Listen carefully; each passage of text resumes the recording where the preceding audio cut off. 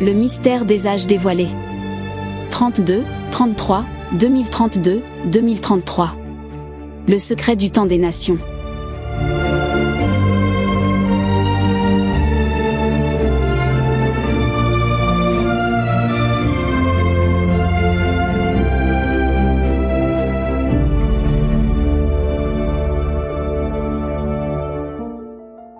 Une révélation bouleversante du plan divin à travers les 2000 ans du Messie, les signes célestes et les temps prophétiques annoncés pour notre génération. Les années 32 et 33 ont marqué la croix et la résurrection. Les années 2032 et 2033 annoncent-elles le retour du roi? Découvrez la trame invisible du temps de Dieu, révélée à travers les éclipses, les fêtes bibliques et la prophétie accomplie. Voici une reconstitution chronologique très solide, basée sur le texte biblique, le calendrier hébraïque et les indices internes de Luc. Introduction. La première Église, née dans la puissance de l'Esprit à la Pentecôte, vivait dans une attente fervente, celle du retour de Jésus-Christ. Les disciples croyaient fermement que l'enlèvement et l'établissement du royaume messianique étaient proches. Cette espérance bénie habitait le cœur de tous les croyants, comme une flamme vive alimentant leur foi et leur persévérance. Dans les Écritures, il est souvent parlé de « la fin de l'âge », expression qui désigne la clôture d'une dispensation et l'avènement du royaume à venir. Les premiers chrétiens vivaient avec la conviction que ce moment était imminent. Pourtant, un élément leur demeurait caché, tout comme les disciples, avant la crucifixion, n'avaient pas saisi les paroles de Jésus annonçant sa mort et sa résurrection. De la même manière, la première Église n'imaginait pas qu'un intervalle de 2000 ans s'écoulerait avant l'accomplissement complet du plan de Dieu. Ce mystère, scellé dans les temps, n'a commencé à se révéler que dans notre génération, celle qui voit s'achever les 2 jours prophétiques évoqués par Osée. Il nous fera vivre après 2 jours, le 3e jour, il nous relèvera, et nous vivrons devant lui, Osée 6, 2. Nous arrivons aujourd'hui à la fin de ces 2 jours prophétiques, au seuil du 3e, celui du règne du Messie. C'est pourquoi il est précieux d'observer les marqueurs de temps que Dieu a placés dans le ciel comme des témoins silencieux.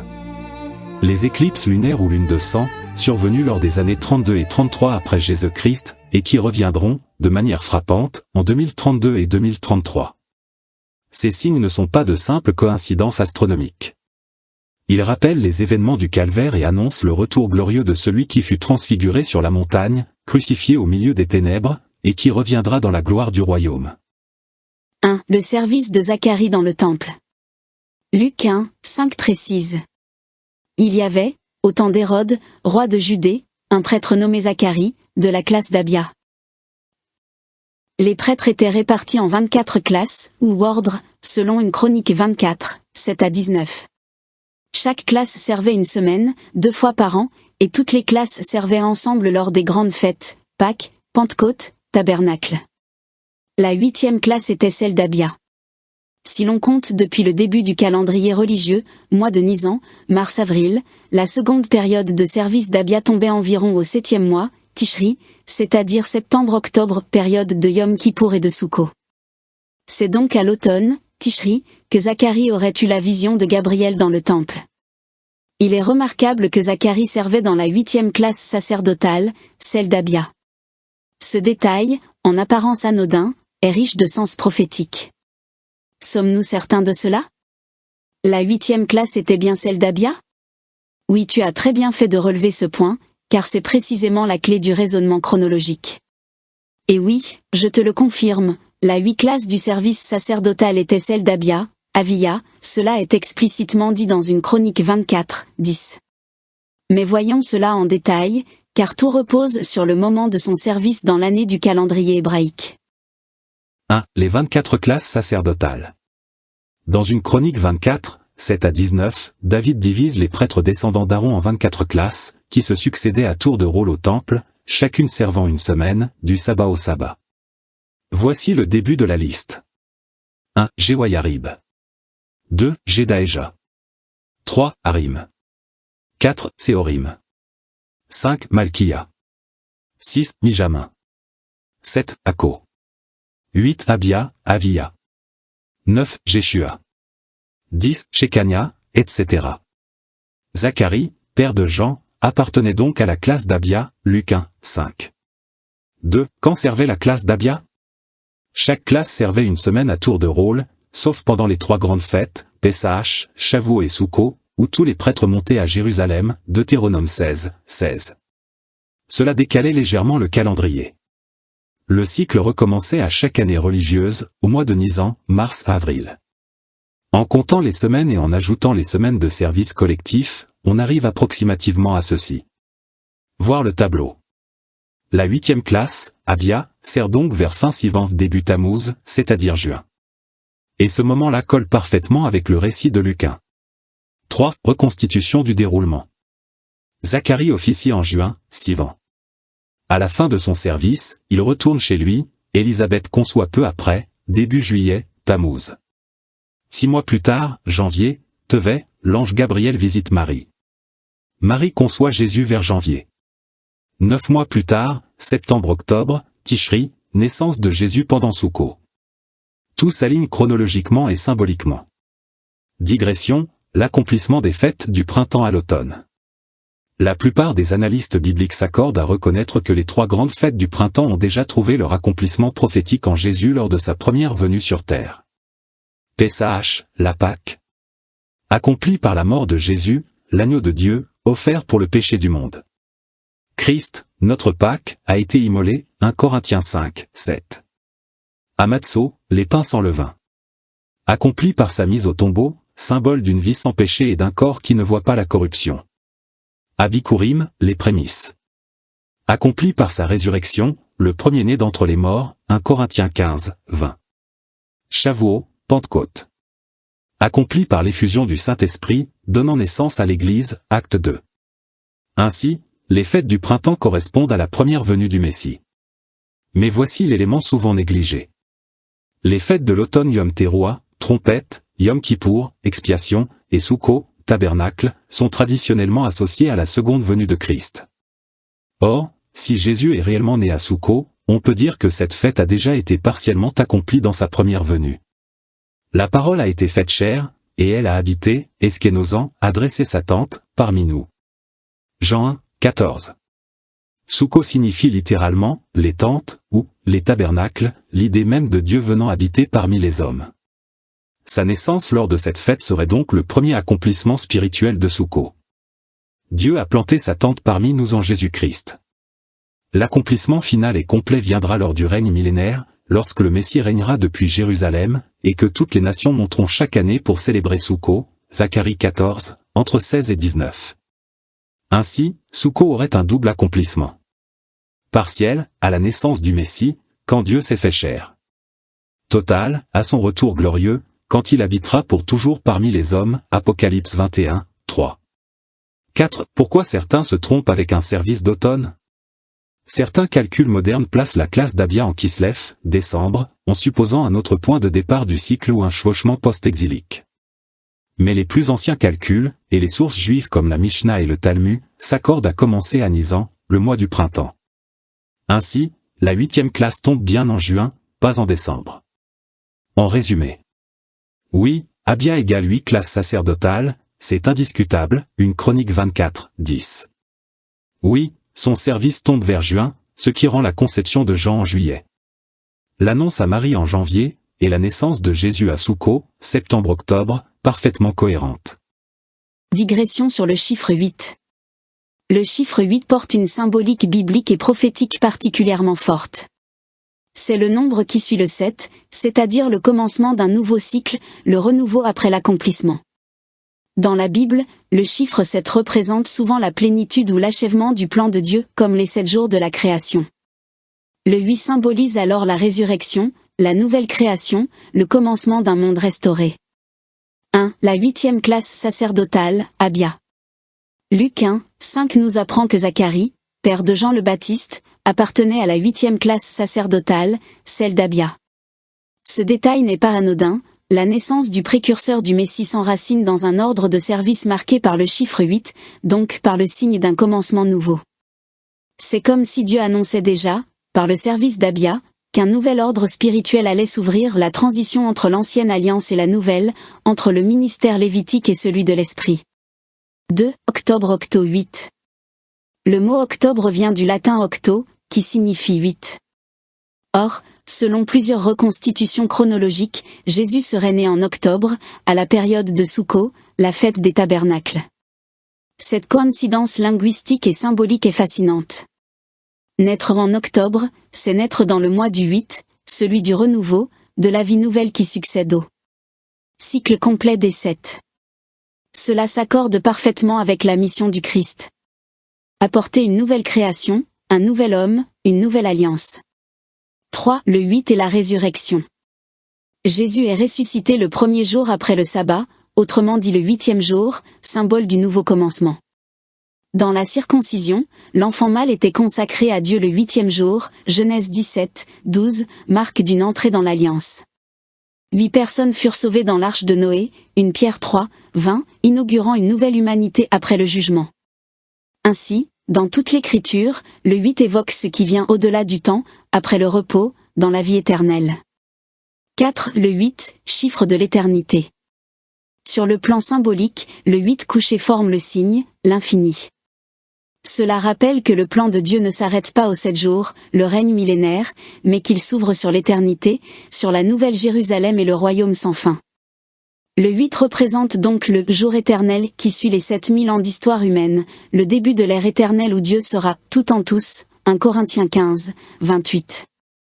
5. Synthèse.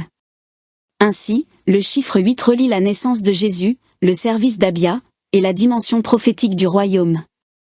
Il annonce la fin d'un cycle et le commencement d'un autre. Il unit la révélation de l'ancienne alliance à l'accomplissement messianique. Il ouvre la perspective du monde nouveau, celui de la résurrection et de la vie éternelle. 2. Le service de Zacharie et la conception de Jean. Zacharie, de la 8e classe d'Abia, officie selon une chronique 24, 10. Si on prend comme base le calendrier sacerdotal, chaque classe servant une semaine, 2 fois par an, plus les 3 grandes fêtes où tous servaient, on peut estimer. Premier service d'Abia, vers juin, Sivan, deuxième service d'Abia, vers décembre, Kislev. Si Zacharie sert en juin, il rentre chez lui fin juin, et Élisabeth conçoit début juillet. Jean naîtra alors 9 mois plus tard, soit mars-avril, Nisan. 6 mois après la conception de Jean, janvier, Gabriel visite Marie. Cela place donc la conception de Jésus en janvier, et sa naissance en septembre-octobre, au moment de Soukhot. Et là, tout concorde parfaitement. 3. Le bon enchaînement des événements. Ce tableau résume les événements et leur accomplissement selon les mois approximatifs tout en mentionnant les détails. 4. Symbolisme spirituel. Ce scénario devient alors d'une beauté prophétique remarquable. Jean, le précurseur, né à Pessah, la Pâque, période où on se souvient de l'agneau sacrifié, il vient préparer le peuple à la repentance et à la venue du Messie. Jésus, l'agneau de Dieu, né à Soukhot, la fête où Dieu habite parmi les hommes. Et la parole a été faite chair, et elle a habité, eskénosan égale à tabernaclé, parmi nous, Jean 1, 14. Tout s'aligne. Chronologiquement, la conception en janvier correspond parfaitement à une naissance en septembre-octobre. Et symboliquement, ces 2 naissances sont liées aux 2 fêtes les plus riches de sens messianique. Pessah et Soukhot. Conclusion. Si l'on veut être à la fois juste sur le plan astronomique et biblique, la conception de Jésus doit être placée en janvier, Tevet, et sa naissance en septembre-octobre, Tishri, pendant la fête de Soukhot. Ce décalage de 6 mois entre Jean et Jésus n'est pas un simple détail chronologique, mais une clé prophétique. On retrouve cette même logique de transition dans plusieurs passages des Écritures. Très belle question et très fine observation. Oui, cet écart de 6 mois entre Jean et Jésus n'est pas un simple détail chronologique. Il s'inscrit dans une constante biblique symbolique qui revient à plusieurs reprises dans les Écritures. Voici quelques exemples et correspondances intéressantes. 1. Jean et Jésus, le passage d'une saison à une autre. Jean le Baptiste naît 6 mois avant Jésus, Luc 1, 26 et 36. Cela symbolise la transition entre 2 alliances, Jean clôt l'ancienne, Jésus inaugure la nouvelle. 6 mois, c'est un demi-cycle annuel, le passage de la lumière décroissante, Jean, il faut qu'il diminue, à la lumière croissante, Jésus, et que moi, je croisse. Ce décalage illustre le passage de l'hiver spirituel à la lumière du printemps messianique. 2. Moïse et Josué, succession différée. Moïse conduit le peuple jusqu'aux portes du pays promis, mais c'est Josué, Yehoshua, même racine que Jésus, qui le fait entrer. Il y a un décalage de temps, une période d'attente, entre la fin du ministère de l'un et le commencement de l'autre. Ce principe du relais différé correspond symboliquement à ces 6 mois de transition entre Jean et Jésus. 3. Les fêtes de l'Éternel, 2 saisons principales. Dans le calendrier biblique, les fêtes du printemps, Pessa, Pâques, etc., et celles de l'automne, trompette, expiation, tabernacle, sont séparées d'environ 6 mois. Cela représente 2 grandes phases du plan de rédemption. Printemps, première venue du Messie, l'agneau offert. Automne, accomplissement final, retour du roi et établissement du royaume. Ainsi, le décalage de 6 mois entre Jean et Jésus reflète aussi les 2 moissons spirituelles, la première récolte, des prémices, et la grande moisson finale. 4. Le cycle du temple, service de Zacharie. La classe d'Abia, où servait Zacharie, intervenait vers Tishri, septembre-octobre. 6 mois plus tard, lors de l'annonciation à Marie, vers Nissan, mars-avril, l'ange Gabriel lui parle. Encore une fois, 6 mois séparent l'annonce du précurseur et celle du Messie, ce qui montre un modèle prophétique ordonné, voulu de Dieu. Sens spirituel du chiffre 6 dans ce contexte. Le chiffre 6, dans la Bible, est celui de l'homme, du travail inachevé, et de l'attente du repos, le 7 jours. Ainsi, ces 6 mois marquent le temps de l'homme, de la préparation, de l'effort, de la repentance, Jean, avant que vienne le repos et l'accomplissement en Jésus, le 7 jours spirituel. En résumé, ce décalage de 6 mois n'est pas un hasard, il illustre la transition entre l'homme et Dieu, entre l'ombre et la lumière, entre la préparation et l'accomplissement. Jean prépare le chemin dans le désert, et Jésus vient l'habiter de gloire. 5. Sens prophétique. Cette chronologie n'est pas qu'historique, elle est aussi prophétique.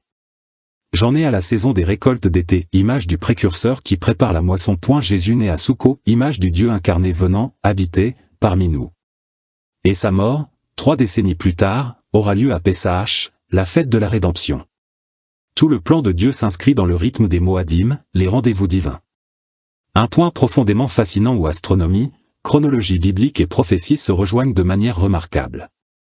Cela est très pertinent, et en effet, ces 2 scénarios, 14 avril 32 et 3 avril 33, sont les 2 plus solides hypothèses historiquement et astronomiquement parlant pour la crucifixion du Seigneur. Regardons cela avec attention et clarté. 1. Les 2 hypothèses principales pour la crucifixion.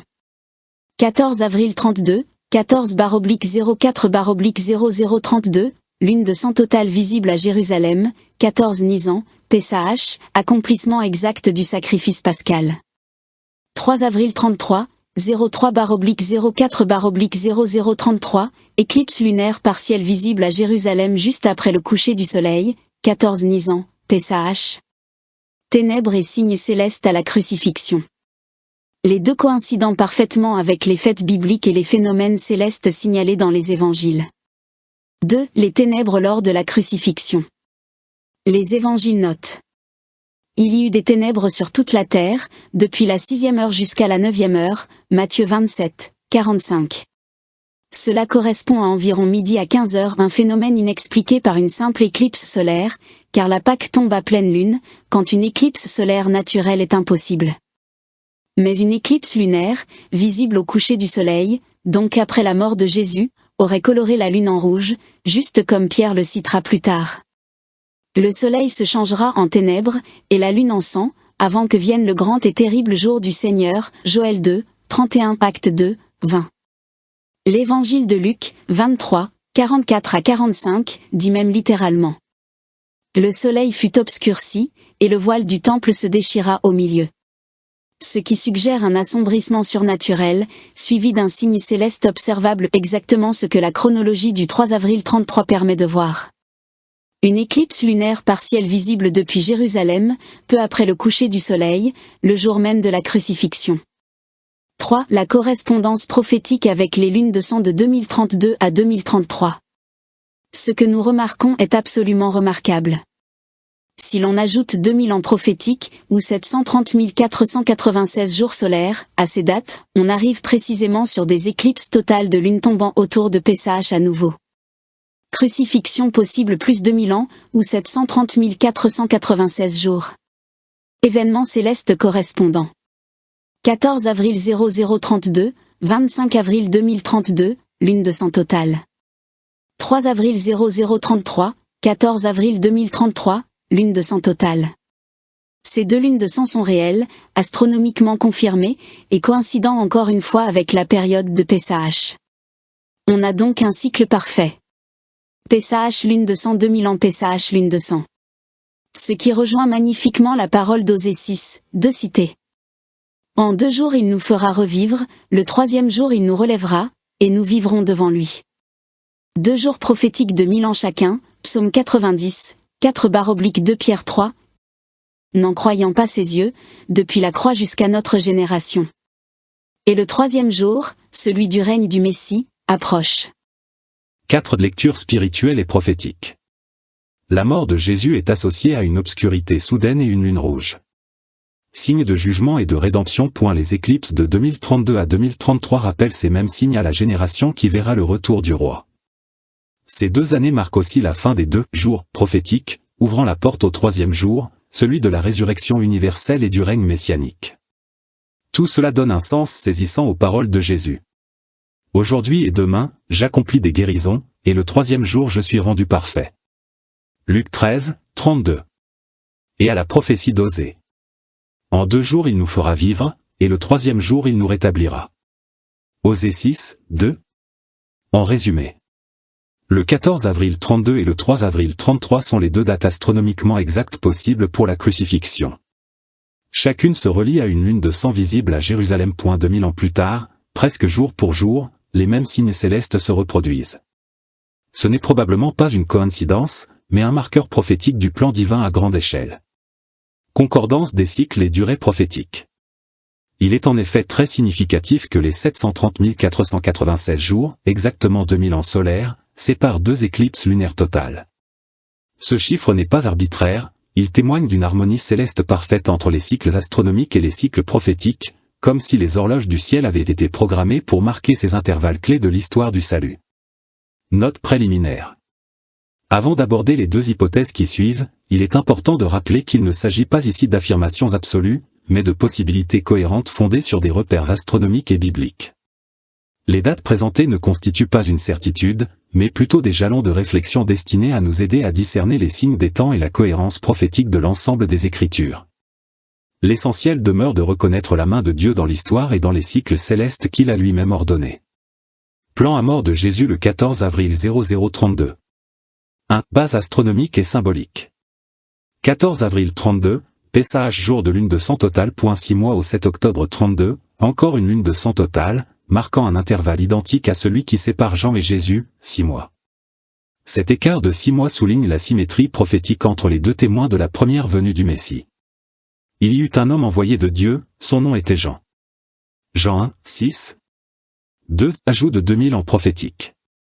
7 octobre 32 plus 730 496 jours égale 18 octobre 2032, encore une lune de sang totale confirmée astronomiquement.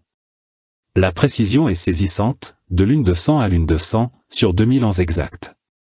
3. Déduction des 2520 jours, 7 ans prophétiques. 18 octobre 2032 2520 jours égale 24 novembre 2025.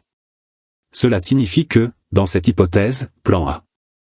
Le début des 7 ans prophétiques, les tribulations, se situerait vers fin novembre 2025. Pour se conclure à Pessah 2032, à la période de la lune de sang totale du 18 octobre 2032. Ce schéma accorde parfaitement. Les cycles lunaires, signes dans le ciel. Les 2000 ans du temps des nations. Et la structure prophétique des 7 ans de Daniel 9, 27. Plan B mort de Jésus le 3 avril 0033. 1. Base astronomique. 3 avril 33, crucifixion sous une éclipse lunaire partielle, 14 Nisan, 730 496 jours égale 14 avril 2033, lune de sang totale à nouveau, en pleine période de Pessah. Parfaite boucle céleste, Pessah lune rouge Pessah lune rouge. 2. Application des durées prophétiques, Daniel 12, entre 11 et 12. Depuis le temps où cessera le sacrifice perpétuel, il y aura 1290 jours. Heureux celui qui attendra et qui parviendra jusqu'à 1335 jours. Les 7 années prophétiques, 2520 jours, plus les prolongements de 30 et 45 jours s'appliquent ici. Les tableaux suivants apportent une lecture d'ensemble des éléments expliqués sur le plan A ou le plan B.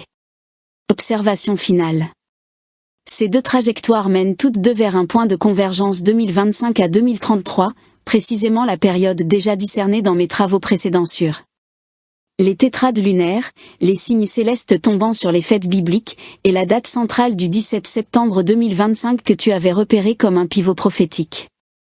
Ainsi, le plan A pointe vers fin 2025, 24 novembre, comme début potentiel des 7 ans. Le plan B place ce début autour du printemps 2026, selon le décalage d'un an entre 32 et 33. Les deux s'alignent donc dans une fenêtre prophétique d'environ 6 mois, novembre 2025-mai 2026. Parfaitement compatible avec les cycles lunaires, les éclipses et les durées prophétiques de Daniel. Hypothèses utilisées. Jésus commence son ministère à 30 ans. Durée du ministère égale 3 ans et demi, 3,5 ans. Donc âge au moment de la crucifixion 30 plus 3,5 égale 33,5 ans, 33 ans plus 6 mois. Nous retranchons 33 ans et 6 mois de la date de la crucifixion pour obtenir une date approximative de naissance. Remarque importante sur les années. J'emploie la numérotation astronomique pour gérer les années avant l'ère chrétienne, année 0 égale 1 avant Jésus-Christ. Historiquement la chronologie ancienne n'a pas d'année, 0, donc les correspondances en avant Jésus-Christ sont indiquées après calcul.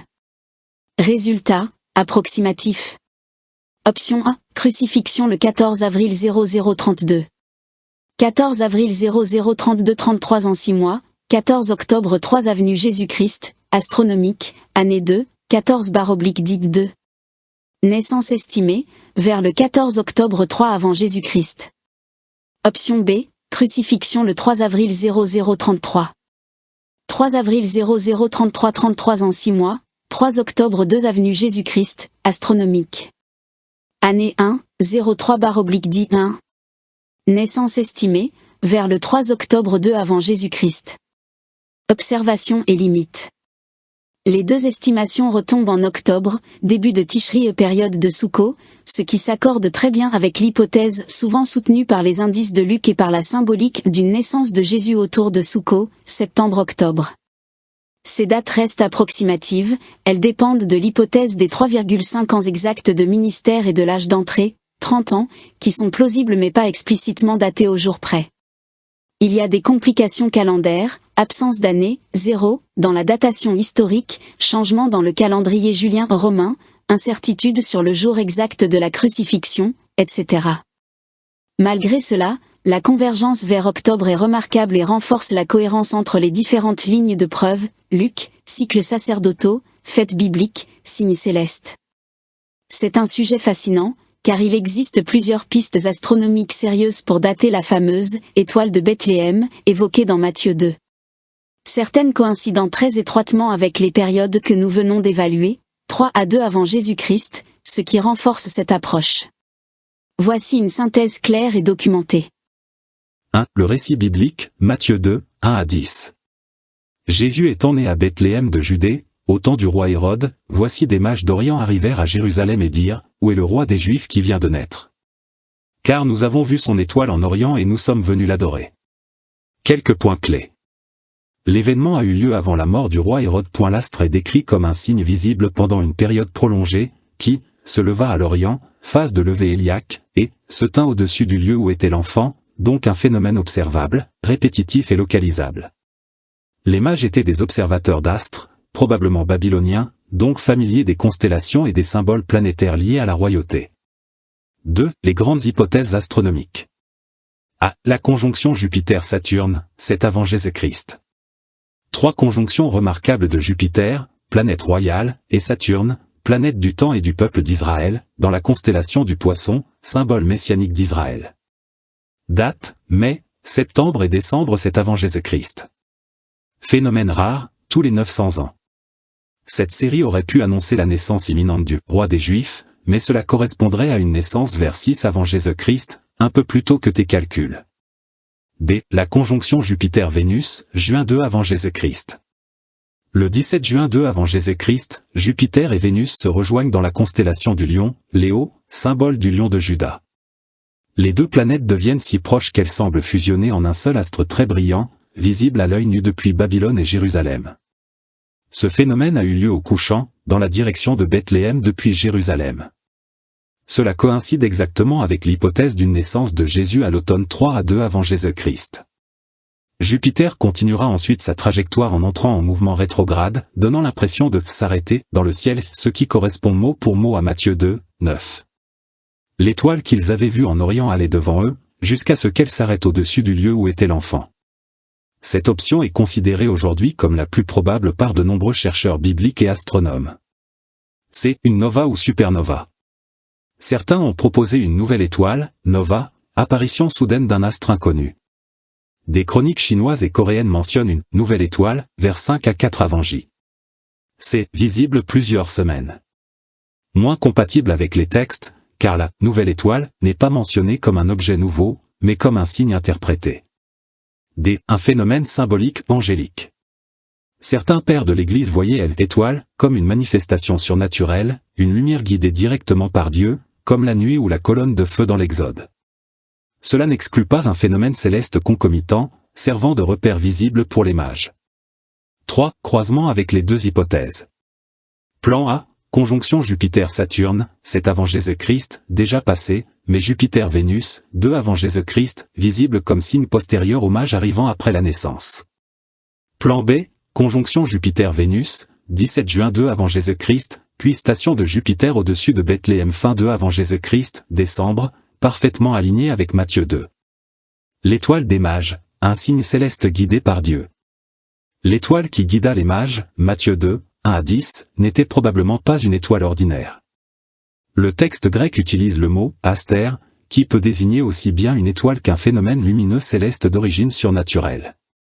Les mages, des savants venus de l'Orient, probablement de la région de Babylone ou de Perse, observaient attentivement le ciel. Ils connaissaient les prophéties de Daniel, qui avait vécu parmi leurs ancêtres, annonçant la venue du roi du peuple juif vers la fin d'un cycle prophétique. Beaucoup d'astronomes et d'historiens bibliques pensent que le phénomène céleste qu'ils ont vu pouvait être une conjonction planétaire rare, notamment celle de Jupiter et Saturne dans la constellation du Lion, Léon, vers l'an 2 avant Jésus-Christ, symbole du lion de Juda, ou encore une série d'éclats lumineux, nova ou comètes, apparaissant et se déplaçant lentement dans le ciel sur plusieurs mois. Mais le texte biblique précise un élément surnaturel. L'étoile, qu'ils avaient vue à l'Orient, allait devant eux, jusqu'à ce qu'étant arrivée, elle s'arrêta au-dessus du lieu où était l'enfant, Matthieu 2, 9. Ce comportement n'est pas celui d'un astre physique naturel, mais plutôt d'une manifestation divine visible dans le ciel, une lumière dirigée par Dieu lui-même, semblable à la colonne de feu qui guidait Israël dans le désert. Elle allait devant eux, les conduisant précisément à Bethléem, et s'arrêta au-dessus de la maison où se trouvait l'enfant. Ainsi, on peut dire que les mages ont suivi les repères astronomiques réels qu'ils connaissaient, confirmant la prophétie du roi des Juifs, puis la direction précise vers Bethléem leur a été donnée par une lumière surnaturelle, guidée par l'Esprit de Dieu, pour les conduire exactement là où se trouvait le Messie. Cette combinaison du signe céleste naturel et du signe miraculeux divin illustre magnifiquement l'union du visible et de l'invisible. Dieu parle à travers la création, mais c'est son esprit qui révèle le sens spirituel et conduit à Christ. Conclusion synthétique. La conjonction Jupiter-Vénus du 17 juin 2 avant Jésus-Christ, suivie de la station de Jupiter en décembre de la même année, offre la meilleure concordance astronomique, biblique et chronologique. Elle place la naissance de Jésus autour de septembre, octobre 3 à 2 avant Jésus-Christ, soit pendant Soukhot, période de la venue de Dieu pour habiter parmi les hommes, parfaitement cohérente avec Jean 1, 14. Et la parole a été faite chair, et elle a habité, dressé sa tente, parmi nous. Il y a effectivement une différence entre le calendrier historique, civil, que nous utilisons et le compte astronomique des années. Voyons cela simplement. 1. Différence entre les deux systèmes. Dans le calendrier historique, civil ou biblique, on passe directement de l'an 1 avant Jésus-Christ à l'an 1 après Jésus-Christ, il n'y a pas d'an zéro. Mais dans le calcul astronomique moderne, les astronomes incluent un an zéro pour simplifier les calculs continus des éclipses, des cycles lunaires et planétaires. Ainsi, calendrier historique, calendrier astronomique, regardez le tableau. 2. Application à la naissance de Jésus. Donc, si Jésus est né vers octobre 3 avant Jésus-Christ, civil, cela correspond en notation astronomique à l'année -2. Et si tu considères septembre ou octobre 2 avant Jésus-Christ, cela devient année -1 dans les calculs astronomiques. C'est important, car les logiciels d'astronomie modernes, comme Stellarium, Sky Safari, ou NASA Horizon, demandent l'année astronomique. Si tu entres -2 dans ces logiciels, tu verras les conjonctions de Jupiter et Vénus de juin à décembre -2, soit 3 à 2 avant Jésus-Christ civil. 3. Confirmation par le ciel. En astronomie, la fameuse conjonction Jupiter-Vénus visible depuis Jérusalem eut lieu le 17 juin -1, astronomique, soit 17 juin 2 avant Jésus-Christ civil. Puis Jupiter s'arrête, station apparente, dans le ciel le 25 décembre -1, astronomique, soit 25 décembre 2 avant Jésus-Christ civil, exactement au-dessus de la direction de Bethléem quand on regarde depuis Jérusalem. 4. Synthèse claire. Le tableau présente donc les différentes possibilités. Entre l'année -2 et -1. La durée prophétique des tribulations, comprendre les 7 années annoncées. La parole de Dieu parle d'un temps de détresse unique dans toute l'histoire du monde. Il y aura alors une grande tribulation, telle qu'il n'y en a point eu depuis le commencement du monde jusqu'à présent, et qu'il n'y en aura jamais, Matthieu 24, 21. Cette période est aussi appelée le temps de détresse de Jacob, Jérémie 30, 7. Les prophètes Daniel et Jean, dans l'Apocalypse, nous donnent des repères précis pour en comprendre la durée. Les 7 années de tribulation. Le prophète Daniel annonce une dernière semaine, ou période de 7 ans, déterminée pour Israël et pour le monde. Il fera une solide alliance avec plusieurs pour une semaine, et au milieu de la semaine il fera cesser le sacrifice et l'offrande, Daniel 9, 27. Cette dernière semaine prophétique de 7 ans sera divisée en 2 périodes égales de 3 ans et demi, correspondant à 1260 jours chacune, selon le calendrier prophétique de 360 jours par an. Ainsi, première moitié, 1260 jours. Période de paix apparente, sous l'alliance imposée par le chef à venir. Seconde moitié, 1260 jours. Période de tribulation intense, marquée par la domination de l'Antichrist et la colère divine sur le monde impie. L'ensemble forme 2520 jours, 7x 360, soit les 7 ans complets de tribulation. Les 30 jours et les 45 jours supplémentaires de Daniel. Daniel reçoit ensuite une révélation précise sur 3 durées distinctes. Depuis le temps où cessera le sacrifice perpétuel, et où sera dressée l'abomination du dévastateur, il y aura 1290 jours. Heureux celui qui attendra, et qui arrivera jusqu'à 1335 jours. Daniel 12, entre 11 et 12. Ces durées prolongent les 1260 jours de la seconde moitié des tribulations.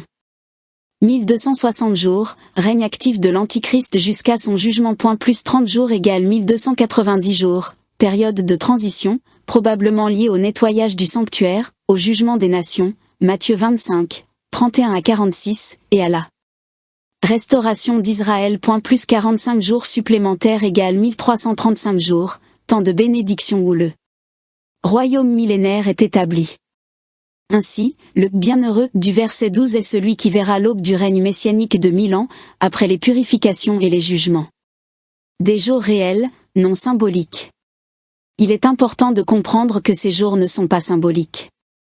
Ils représentent des périodes réelles, précises et mesurables. La parole de Dieu parle de jours comptés, de mois, de temps et de saisons fixés par Dieu, Daniel 2, 21. De même, dans Apocalypse 11 et 12, il est répété. Ils prophétiseront pendant 1260 jours, Apocalypse 11, 3. La femme s'enfuit dans le désert, où elle a un lieu préparé par Dieu, afin qu'on la nourrisse pendant 1260 jours, Apocalypse 12, 6. Ces chiffres exacts montrent la précision divine, chaque jour comptera dans cette période de grande tribulation. L'enlèvement avant la détresse de Jacob. Avant que ne commence cette période de jugement, la parole promet l'enlèvement des croyants. Car Dieu ne nous a pas destinés à la colère, mais à l'acquisition du salut par notre Seigneur Jésus-Christ, 1 Thessaloniciens 5, 9. Je te garderai à l'heure de la tentation qui va venir sur le monde entier, Apocalypse 3, 10. L'Église de Jésus-Christ, son épouse, sera enlevée avant que la colère divine ne s'abatte sur la terre.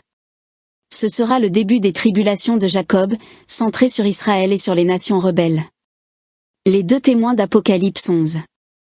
Pendant cette période, 2 témoins se lèveront à Jérusalem. Je donnerai à mes 2 témoins le pouvoir de prophétiser, revêtus de sacs, pendant 1260 jours, Apocalypse 11, 3. Leur ministère couvrira la première moitié ou le début de la seconde moitié de la tribulation. Ils accompliront des signes puissants et appelleront le monde à la repentance avant d'être mis à mort, puis ressuscités par Dieu. Certains croient déjà que ces 2 témoins sont sur le point d'être révélés ou même qu'ils se préparent déjà en secret, selon plusieurs signes actuels dans le monde. En résumé, ces repères, voire tableaux, nous montrent la perfection du plan de Dieu et la précision de son calendrier prophétique. Nous vivons aujourd'hui aux portes de ces événements. Le temps de la grâce touche à sa fin, et le jour du Seigneur approche. Conclusion, le cœur du message. À travers cette étude, nous avons parcouru un chemin qui relie les temps anciens au temps de la fin, en contemplant l'extraordinaire cohérence des plans de Dieu. Depuis l'annonce faite à Zacharie dans le temple, la naissance de Jean le Baptiste, jusqu'à celle de Jésus à Bethléem, tout témoigne d'un Dieu de précision et d'amour, qui agit selon des temps fixés d'avance. Les signes célestes, les fêtes bibliques et même les cycles lunaires ne sont pas là pour nourrir une curiosité intellectuelle, mais pour nous rappeler la fidélité du Créateur. Celui qui a accompli les fêtes du printemps à sa première venue accomplira les fêtes de l'automne lors de son retour. Aujourd'hui, nous vivons à la fin du second jour prophétique à l'aube du troisième, celui où nous vivrons devant lui, Osée 6, 2. Les éclipses, les alignements et les événements du monde ne sont que des échos de ce que le Saint-Esprit murmure au cœur de l'Église. Prépare-toi, car l'époux vient.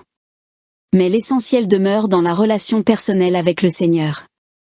La connaissance des temps n'a de valeur que si elle conduit à la repentance, la foi et l'amour de Jésus-Christ.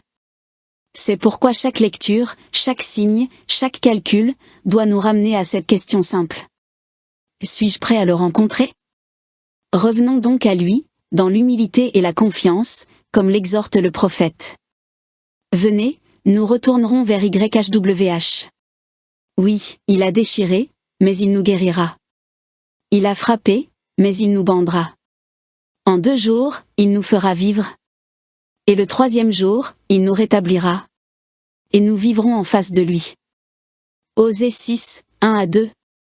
Et comme Jésus l'a dit. Voici, je chasse les démons et j'accomplis des guérisons aujourd'hui et demain. Et le 3e jour, je suis rendu parfait. Luc 13, 32. Prière du cœur. Si tu sens dans ton cœur l'appel du Seigneur aujourd'hui, ne détourne pas ton regard. La parole dit. Voici, c'est maintenant le temps favorable, voici, c'est aujourd'hui le jour du salut, 2 Corinthiens 6, 2. Dieu te tend la main avec amour. Il ne désire pas la condamnation, mais la restauration. Il veut te laver, te pardonner et te donner une vie nouvelle par son esprit. Le choix t'appartient, et c'est maintenant que tu peux dire.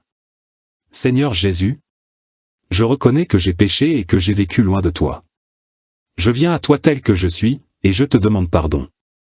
Je crois que tu es mort pour moi sur la croix, et que tu es ressuscité pour me donner la vie éternelle. Viens dans mon cœur, Seigneur, renouvelle-moi, et révèle-moi l'amour du Père. À partir d'aujourd'hui, je choisis de te suivre, de marcher avec toi. Et de vivre pour toi dans la vérité et la lumière. Amen. Le Seigneur entend cette prière sincère. Si tu l'as prononcée du fond du cœur, sache qu'il t'accueille dès maintenant comme son enfant. C'est le commencement d'une vie nouvelle, une marche de foi, d'espérance et d'amour, dans l'attente de son retour glorieux. Un mois supplémentaire pour un temps supplémentaire. Le mystère du 13e mois. Cette question touche un point souvent méconnu mais essentiel pour comprendre le calendrier biblique et prophétique. Voici une explication claire et structurée.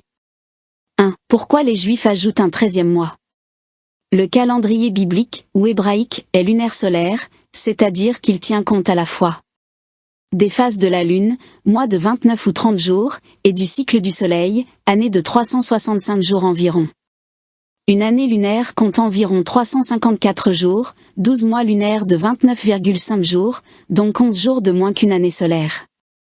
Si rien n'était corrigé, les fêtes tomberaient chaque année 11 jours plus tôt, et au bout de quelques années, Pâques, Pessah, tomberait en hiver au lieu du printemps, ce qui contredirait la loi donnée à Moïse. Solution, ajouter un 13 mois, appelé Adar 2, environ tous les 2 à 3 ans, pour réaligner le calendrier lunaire avec l'année solaire. 2. Comment ce 13e mois est déterminé? Le calendrier juif suit un cycle de 19 ans, appelé le cycle métonique, découvert aussi par les Babyloniens.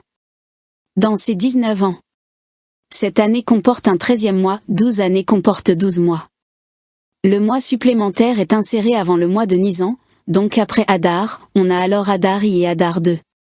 Ce mois permet que Pessah, la Pâque, tombe toujours au printemps, après l'équinoxe de mars. 3. Le lien avec la Torah. Dans Exode 12, 2, Dieu dit: Ce mois-ci sera pour vous le premier des mois de l'année, parlant du mois de Nisan, mois de la sortie d'Égypte. Or, ce mois devait être lié à la moisson d'orge et à la maturité des récoltes, Deutéronome 16, 1. Ainsi, si les récoltes étaient en retard, par un hiver plus long, les anciens ajoutaient un mois pour ne pas célébrer Pessah avant le temps des moissons. C'était une observation agraire et astronomique, non une simple règle fixe. 4. Le 13e mois et les cycles prophétiques. Sur le plan prophétique, ce mois intercalaire ne rompt pas la continuité des cycles de 7 ans, Shemitah, ou de 50 ans, Jubilé, car le calcul du Jubilé et de la Shemitah se base sur des années solaires, pas lunaires. Le 13e mois n'ajoute pas une année, il ne fait que réaligner le calendrier lunaire à l'année solaire. En d'autres termes, le mois supplémentaire maintient la cohérence entre les cycles célestes et les saisons fixées par Dieu, mais il ne modifie ni les cycles de 7 ans, ni le compte du Jubilé. 5. Sens spirituel et prophétique. Ce réajustement est une image spirituelle. Le temps des hommes, lune, a besoin d'être réajusté au temps de Dieu, soleil, comme la lune reflète la lumière du soleil, le peuple de Dieu doit se réaligner périodiquement à la lumière divine pour rester dans le bon, kéro, le temps opportun du Seigneur. En résumé. Type de calendrier, lunaire solaire. Durée d'une année lunaire, 354 jours. Écart avec l'année solaire, 11 jours. Correction, ajout d'un 13e mois, Adar 2, 7 fois tous les 19 ans. Objectif, garder Pessah au printemps. Lien avec Shemitah Jubilé, aucun changement des cycles de 7 ou 50 ans. Signification spirituelle, réalignement du temps humain avec le temps divin. Cela touche à la structure prophétique du temps. Voyons cela point par point. Oui, le 13e mois a une valeur symbolique et prophétique très intéressante, mais pas un rôle déclencheur du jubilé au sens strict. Voici l'explication détaillée. 1. Le 13e mois, un ajustement, non un signe direct. Le mois intercalaire, Adar 2, est un ajustement astronomique, il permet au calendrier lunaire de rester aligné avec les saisons solaires.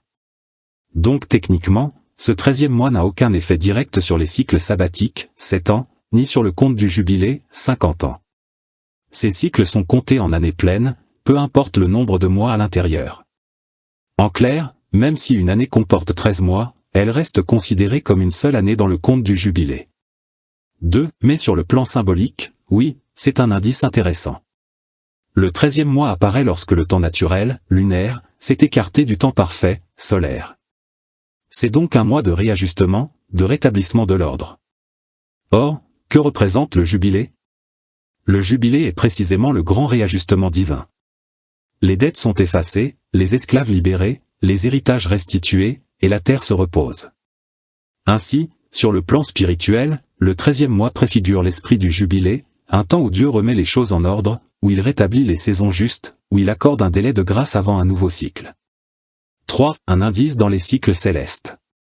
Certains chercheurs messianiques et astronomes bibliques ont remarqué que, souvent, l'année d'un jubilé ou d'un événement prophétique majeur tombe après une ou 2 années comportant un mois supplémentaire. Exemple, avant la crucifixion, entre 30 et 33, il y eut un ajustement calendaire. Avant la guerre des 6 jours, 1967, le calendrier hébraïque a connu un Adar 2. Autour des années 2023 à 2024, nous avons également un année embolismique, avec 13 mois. Certains y voient un signal discret, comme si Dieu ralentissait le temps humain avant une bascule majeure. 4. Le 13e mois et la restauration messianique. Dans la symbolique biblique, le chiffre 12 représente la plénitude humaine ordonnée, 12 tribus, 12 apôtres, 12 portes, 12 mois, le chiffre 13 dépasse le 12, il évoque la transition vers un ordre nouveau. Ainsi, Le 13e mois symbolise la transition entre l'ordre actuel et le règne du Messie, un temps, en plus, une extension de grâce avant l'établissement du royaume. C'est un peu comme si Dieu disait: je donne un mois de plus, un délai, une chance avant que le cycle nouveau commence. 5. En relation avec le jubilé. Le jubilé biblique, Yovel, a lieu après 7 cycles de 7 ans, soit 49 ans, la 50e année est proclamée sainte. Le 13e mois pourrait donc symboliser la même idée, un temps ajouté, hors du compte normal, pour permettre la remise à zéro, la réconciliation, le retour à la juste position des choses. Il n'annonce pas le jubilé de manière calculable, mais il illustre l'esprit même du jubilé, un réajustement divin avant la restauration finale. En résumé, 13 mois, Adar 2, ajustement astronomique du calendrier lunaire. Effet sur le jubilé, aucun effet direct sur le calcul des 50 ans. Symbole spirituel, temps de réajustement, de grâce, de transition. Lien prophétique, image du rétablissement du temps divin avant le règne messianique. Indice possible, peut précéder ou accompagner des périodes charnières, grâce avant jugement, restauration avant jubilation. 1. Oui, l'année 5784, mars 2023 à avril 2024, a eu un 13 mois. Le calendrier hébraïque 5784, correspondant à 2023-2024, a été une année embolismique, c'est-à-dire qu'elle comportait un mois supplémentaire, le mois d'Adar 2, aussi appelé VE Adar. Concrètement, il y a eu 2 mois d'Adar. Adari, du 10 février au 10 mars 2024, selon le calendrier grégorien. Adar 2, du 11 mars au 9 avril 2024. Cela a eu pour effet de repousser Pessah, la Pâque, vers fin avril 2024, plutôt que fin mars, afin que la fête tombe correctement au printemps, comme le prescrit la Torah, Deutéronome 16, 1. 2. Pourquoi c'est prophétiquement marquant? Les années où un mois est ajouté précèdent souvent des changements majeurs dans les cycles historiques ou spirituels d'Israël. Or, regarde la période où cela s'est produit. Mars, avril 2024, ajout du 13e mois. Quelques mois plus tard, octobre 2024, Israël entre dans une guerre d'ampleur inédite depuis 1948. 2025-2032. Correspond exactement à la fenêtre eschatologique des 7 années prophétiques possibles que nous avons étudiées. C'est comme si Dieu avait étendu le temps juste avant une transition mondiale, un peu comme un temps suspendu de grâce avant le basculement. 3. Le sens spirituel du 13e mois. Le 13e mois, dans ce contexte précis, agit comme un mois de rattrapage prophétique, une pause dans le cycle du temps, avant que le compte final ne reprenne. On peut le voir comme un mois de miséricorde ajoutée, une grâce offerte avant les tribulations, un signe céleste discret de réalignement entre le temps humain et le temps divin.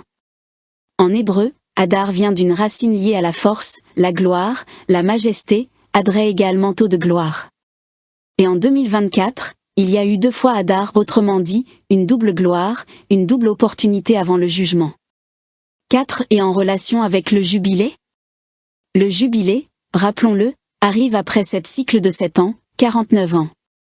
Plusieurs chercheurs bibliques estiment que le cycle du jubilé actuel serait autour de 2025 à 2026, voire 2032 à 2033 selon les comptes depuis 1917, 1948 ou 1967.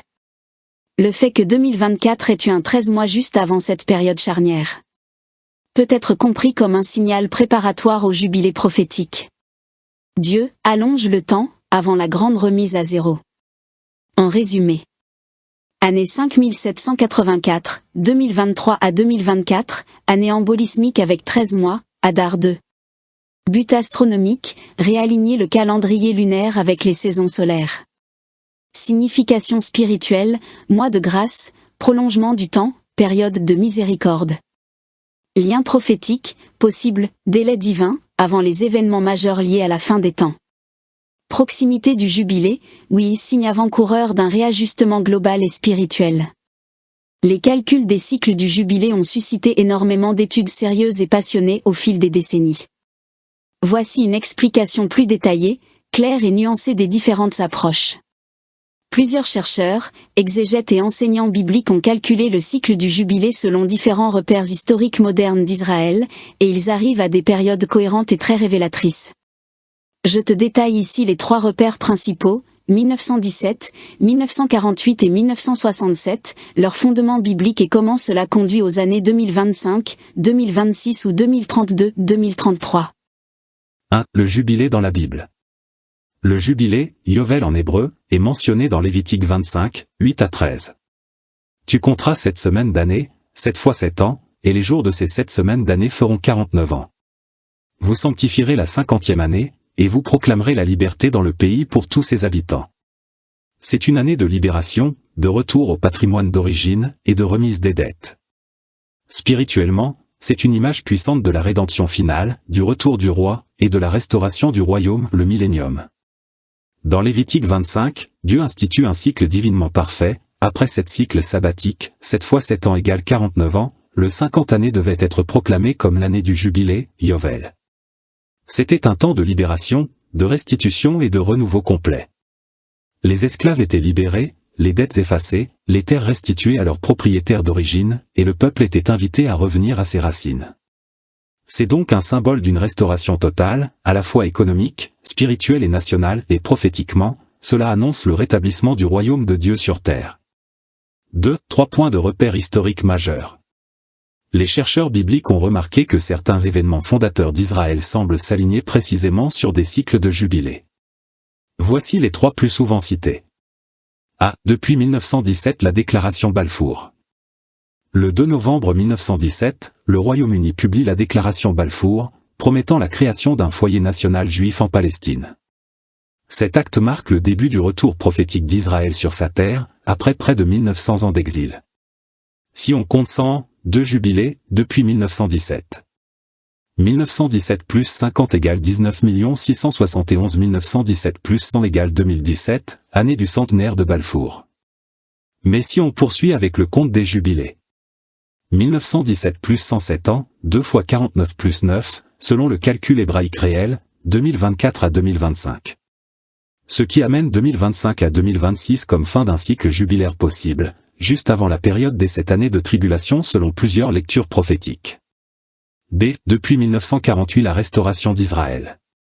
Le 14 mai 1948, Israël redevient une nation. C'est une date prophétique majeure. Ézéchiel 37 s'accomplit partiellement, le retour des ossements desséchés à la vie. Si on compte un jubilé, 50 ans. 1948 plus 50 égale 1998. 2 jubilés, 100, 1948 plus 100 égale 2048. Mais, en suivant les cycles de 49 ans bibliques réels, certains comptent. 1948 plus 49 égale 2026, année possible du début du jubilé ou de la restauration complète. Cela tombe remarquablement en parallèle avec les 2000 ans du ministère du Christ, vers 2025 à 2032, selon les calculs que nous avons faits plus haut. C'est depuis 1967 la libération de Jérusalem. En juin 1967, pendant la guerre des 6 jours, Israël reprend Jérusalem et le mont du Temple. C'est un retour du centre spirituel du peuple juif. En ajoutant un cycle jubilaire, 50 ans. 1967 plus 50 égale 2017. 2017 a été en effet marqué par les 70 ans de 1947, vote de l'ONU pour la création d'Israël. La reconnaissance de Jérusalem par les États-Unis, en 2017-2018. Si on poursuit. 1967 plus 2 cycles de 50 égale 2067. Mais si l'on compte en cycle de 49 ans, biblique, 1967 plus 49 égale 2065. Et la fin du premier cycle de 49 ans tombe donc en 2016-2017, marquant une année charnière avant l'ouverture possible d'un nouveau cycle de 49 ans, 2017 à 2065. Le prochain jubilé, dans cette logique, serait donc vers 2032 à 2033, soit un millénaire prophétique complet depuis la mort et la résurrection du Christ. 3. Les calculs vers 2025 à 2026 et 2032 à 2033. Les chercheurs ont identifié 2 alignements principaux possibles. Hypothèse A, jubilé vers 2025 à 2026. Si l'on considère 1947 à 1948, création d'Israël, comme le début d'un cycle jubilaire. Alors 77 ans plus tard, 11 cycles sabbatiques de 7 ans, nous amènent à 2025. Cette hypothèse s'accorde avec plusieurs schémas prophétiques de 7 ans étudiés dans Daniel et l'Apocalypse, faisant de 2025 à 2032 une période charnière possible pour la tribulation et la restauration finale. Hypothèse B, jubilé vers 2032 à 2033. Si au contraire on prend 1967, récupération de Jérusalem, comme point de départ du compte, alors 2032-2033 serait le jubilé suivant, exactement 66 ans plus tard, soit le 67-68 jubilé depuis l'entrée d'Israël en Canaan. Or, 2032-2033 coïncide remarquablement avec la tétrade de lune de sang sur les fêtes bibliques, les 2000 ans depuis la crucifixion et la résurrection de Jésus, et l'achèvement d'un cycle solaire complet de 19 fois 106 années lunaires, alignement rare. Ces correspondances donnent à 2033 un poids prophétique presque saisissant. En résumé visuel du tableau suivant. 4. Lecture spirituelle de ces cycles. Ces calculs ne sont pas des prédictions figées, mais plutôt des repères célestes que Dieu semble avoir laissés comme signes intelligibles pour ceux qui veillent. Le 13e mois de 2024, situé juste avant cette période critique, agit peut-être comme une pause finale avant le jubilé, une extension de grâce avant que les temps de restitution prophétique ne s'accomplissent. Tous ces jalons mènent vers les années 2025, 2033, une décennie prophétique clé, où convergent les 2000 ans de la crucifixion et résurrection, le retour probable du jubilé, les signes célestes, lune de sang 2032 à 2033, et la fin des 70 années d'Israël, 1948, 2018 plus 14 ans égale 2032. C'est pourquoi beaucoup de chercheurs prophétiques parlent de 2025, 2032 comme la période de transition entre les dispensations. Celle de la grâce, Église, vers celle du royaume, millénium. Conclusion, le temps du retour est l'appel à se préparer. À travers l'observation des signes du temps, des cycles prophétiques et des repères célestes, une réalité s'impose, nous arrivons au terme d'un grand cycle divin. Depuis la promesse donnée à Abraham, jusqu'au retour d'Israël sur sa terre, tout s'aligne aujourd'hui pour annoncer la proximité du royaume. Les jubilés, les éclipses, les cycles lunaires et les 2000 ans écoulés depuis la croix convergent vers la même période. Celle du rétablissement de toutes choses, comme l'annonçait Pierre dans Actes 3, 21. Le Seigneur est fidèle à ses rendez-vous dans le temps. Chaque cycle, chaque fête, chaque saison fixée, modim, révèle la précision parfaite du plan divin. Mais ces signes n'ont pas pour but de satisfaire la curiosité intellectuelle, ils sont un appel à la préparation spirituelle. Voici, l'époux vient, sortez à sa rencontre. Matthieu 25, 6. Le temps que nous vivons est une fenêtre de grâce, semblable au 13e mois ajouté par Dieu, un mois d'attente et de miséricorde, avant que le calendrier céleste ne s'accomplisse pleinement. C'est un temps suspendu, où chacun peut encore décider à qui il veut appartenir. Le message du jubilé n'est pas seulement celui du relâchement des dettes et du retour des terres, c'est le cri de la liberté pour les âmes captives. C'est l'annonce que le roi revient, que la vraie restauration approche, et que la trompette du jubilé est sur le point de retentir. Alors que nous contemplons les signes des temps, que notre cœur ne se trouble pas, mais qu'il se tienne prêt. Le Seigneur ne tarde pas dans l'accomplissement de la promesse, comme quelques-uns le croient, mais il use de patience envers nous, ne voulant pas qu'aucun périsse, mais que tous arrivent à la repentance. 2 Pierre 3, 9. Aujourd'hui encore, le salut est offert, la grâce est étendue, et le temps du jubilé s'annonce, celui du retour, de la réconciliation et de la pleine liberté en Christ. C'est le moment de lever les yeux et de dire: oui, viens, Seigneur Jésus. Apocalypse 22, 20. Les guerres et jugements des derniers temps. De l'intensification des conflits à l'Apocalypse. Introduction. Les temps de la fin annoncés dans la Bible sont marqués par une intensification des conflits et des jugements divins sur la terre. La période des 7 ans de tribulation, décrite principalement dans le livre de l'Apocalypse et les prophéties de Daniel, verra le monde plongé dans un chaos sans précédent. Dès les premières années, des guerres majeures éclateront, accompagnées de catastrophes naturelles et de fléaux dévastateurs. Les prophéties bibliques annoncent qu'un tiers de l'humanité périra au cours de cette période. Ces événements se dérouleront en parallèle des jugements des 7 sceaux et des 7 trompettes, marquant des étapes de plus en plus dramatiques dans l'histoire de l'humanité. Cet article explore ces guerres prophétiques et les jugements qui surviendront durant les 3,5 premières années des tribulations. La Bible mentionne effectivement des pertes humaines massives durant les tribulations, notamment dans les prophéties de Zacharie et de l'Apocalypse. 1. La prophétie de Zacharie 13, 8-9. 2/3 exterminés en Israël. Zacharie 13, 8-9 dit. Dans tout le pays, oracle de l'Éternel, les 2/3 seront exterminés, périront, et l'autre tiers survivra. Je ferai passer ce tiers par le feu, et je l'affinerai comme on affine l'argent, je l'éprouverai comme on éprouve l'or. Il invoquera mon nom, et je l'exaucerai. Je dirai, c'est mon peuple. Et il dira, l'Éternel est mon Dieu. Ce passage semble indiquer qu'en Israël, 2/3 de la population mourront durant cette période de tribulation, tandis qu'un tiers sera purifié à travers l'épreuve. 2. Apocalypse 6, 8 1/4 de l'humanité tuée au début des tribulations. Apocalypse 6, 8 décrit l'ouverture du 4e sceau. Je regardai, et voici, parut un cheval d'une couleur verdâtre. Celui qui le montait se nommait la mort, et le séjour des morts l'accompagnait.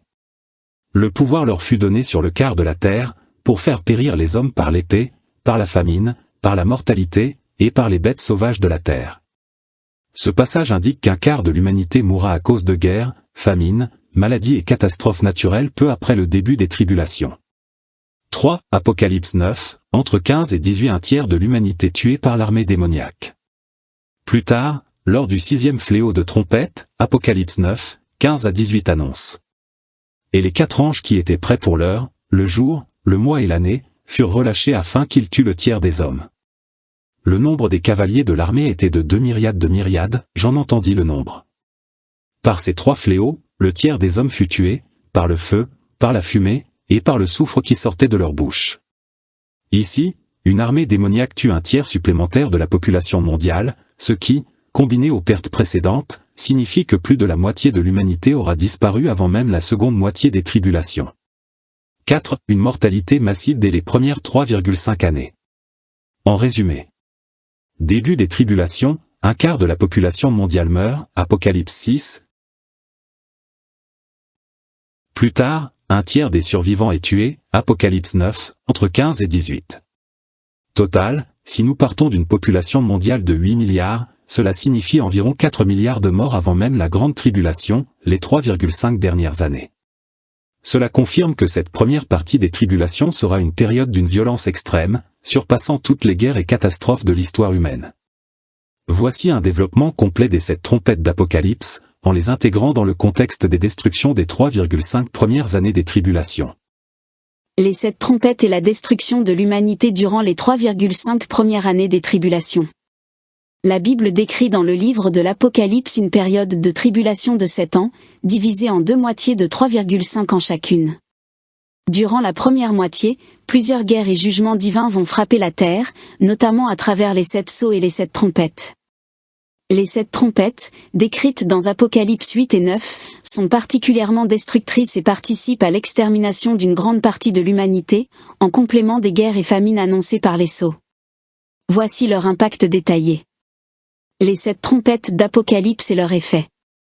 Première trompette, pluie de feu, de sang et destruction écologique, Apocalypse 8, 7. Le premier ange sonna de la trompette. Et il y eut de la grêle et du feu mêlé de sang, qui furent jetés sur la terre, le tiers de la terre fut brûlé, le tiers des arbres fut brûlé, et toute herbe verte fut brûlée. Effet. Un tiers de la végétation de la terre est détruit par des pluies de feu et de sang. Cela entraîne des famines massives et une perturbation écologique majeure. Deuxième trompette, une montagne embrassée jetée dans la mer, Apocalypse 8, 8 à 9. Quelque chose comme une grande montagne embrassée fut jetée dans la mer, et le tiers de la mer devint du sang, le tiers des créatures vivantes dans la mer mourut, et le tiers des navires fut détruit. Effet. Un tiers des océans pollués et deviennent, du sang, mort massive de la faune marine, .1/3 des navires détruits, ce qui impacte le commerce maritime. Cela pourrait être une énorme météorite ou un volcan sous-marin explosant. Troisième trompette, l'étoile absinthe empoisonne les eaux douces, Apocalypse 8, entre 10 et 11. Une grande étoile, ardente comme un flambeau, tomba du ciel, elle tomba sur le tiers des fleuves et sur les sources d'eau. Le nom de cette étoile est absinthe, le tiers des eaux fut changé en absinthe, et beaucoup d'hommes moururent par les eaux, parce qu'elles étaient devenues amères. Effet. Un tiers des sources d'eau douce empoisonnées. Mortalité importante due à l'eau contaminée. Peut-être une contamination chimique ou nucléaire. 4e trompette, ténèbres et bouleversements cosmiques, Apocalypse 8, 12. Le 4e ange sonna de la trompette. Et le tiers du soleil fut frappé, le tiers de la lune et le tiers des étoiles, afin que le tiers en soit obscurci, et que le jour ne brillât pas pendant un tiers, et la nuit de même. Effet. Obscurité sur un tiers de la journée et de la nuit. Perturbation climatique massive, réduction de la lumière solaire. Cela pourrait être causé par une éruption volcanique, un hiver nucléaire ou une catastrophe spatiale. Après ces 4 premières trompettes, le monde est déjà plongé dans le chaos écologique et économique. Mais ce n'est que le début. Les 3 dernières trompettes, les fléaux démoniaques. Les 3 dernières trompettes sont appelées les 3 malheurs car elles sont encore plus terribles. 5e trompette, invasion de sauterelles démoniaques, un malheur, Apocalypse 9, 1 à 12. Il leur fut donné de ne pas tuer les hommes, mais de les tourmenter pendant 5 mois, et le tourment qu'elles causaient était comme le tourment du scorpion quand il pique un homme. Apocalypse 9, 5. Effet. Des démons sous forme de sauterelles sortent de l'abîme pour tourmenter les hommes non marqués du sceau de Dieu. Souffrances atroces pendant 5 mois, les gens voudront mourir mais ne le pourront pas. Ces créatures pourraient être des esprits démoniaques libérés sur terre. 6e trompette, une armée démoniaque extermine un tiers de l'humanité, 2e malheur, Apocalypse 9, 13 à 21. Délie les 4 anges qui sont liés sur le grand fleuve Euphrate. Et les 4 anges qui étaient prêts pour l'heure, le jour, le mois et l'année, furent relâchés afin qu'ils tuent le tiers des hommes.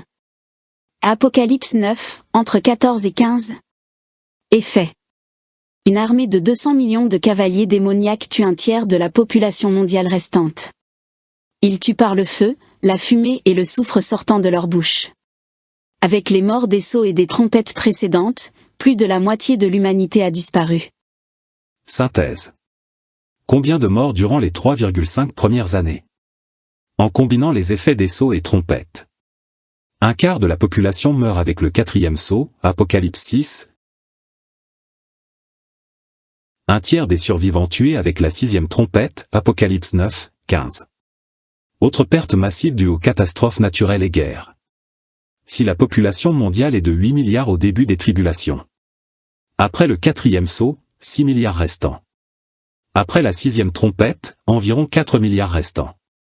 Cela signifie que plus de la moitié de l'humanité aura disparu en seulement 3,5 ans. Conclusion, une période de chaos total. Les 3,5 premières années des tribulations seront marquées par destruction écologique massive, feu, pollution des eaux, obscurité. Famine et guerres intensifiées. Fléaux démoniaques torturant les hommes. Extermination de plus de la moitié de l'humanité. Et pourtant, ce ne sera que le début. La seconde moitié des tribulations sera encore plus terrible avec les 7 coupes de la colère de Dieu. Voici un développement complet des 7 coupes de la colère de Dieu, qui marque la seconde moitié des 7 ans de tribulation. Cette période est encore plus terrible que les sceaux et les trompettes, car elle correspond au jugement final de Dieu sur un monde rebelle, juste avant le retour de Jésus-Christ. Les 7 coupes de la colère de Dieu. Apocalypse 16, 1 à 21. La seconde moitié des tribulations, appelée la Grande Tribulation, dure 3,5 ans et correspond à l'ultime déchaînement de la colère divine sur une humanité qui a refusé de se repentir. Les 7 coupes sont déversées rapidement, provoquant une destruction totale du système de l'Antéchrist et préparant le retour du Christ. Première coupe, ulcère douloureux sur les adorateurs de la bête, Apocalypse 16, 2. Le premier ange alla, et il versa sa coupe sur la terre. Et un ulcère malin et douloureux frappa les hommes qui avaient la marque de la bête et qui adoraient son image. Effet. Des plaies douloureuses frappent ceux qui ont pris la marque de la bête, 666. Il s'agit d'une punition directe de Dieu, sans remède possible. Deuxième coupe, la mer devient du sang et toute vie marine meurt, Apocalypse 16, 3. Le second versa sa coupe dans la mer. Et elle devint du sang, comme celui d'un mort, et tout être vivant qui était dans la mer mourut. Effet. Toutes les créatures marines meurent, contrairement à la deuxième trompette où seul un tiers mourait.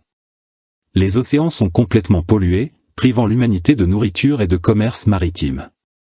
Troisième coupe, les fleuves et sources d'eau deviennent du sang, Apocalypse 16, 4-7.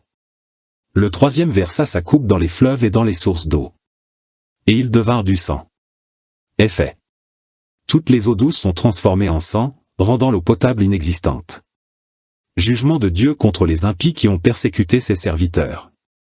Quatrième coupe, chaleur brûlante du soleil, Apocalypse 16, 8-9. Le quatrième versa sa coupe sur le soleil. Et il lui fut donné de brûler les hommes par le feu, et les hommes furent brûlés par une grande chaleur, et ils blasphémèrent le nom de Dieu qui a autorité sur ces fléaux, et ils ne se repentirent pas pour lui donner gloire.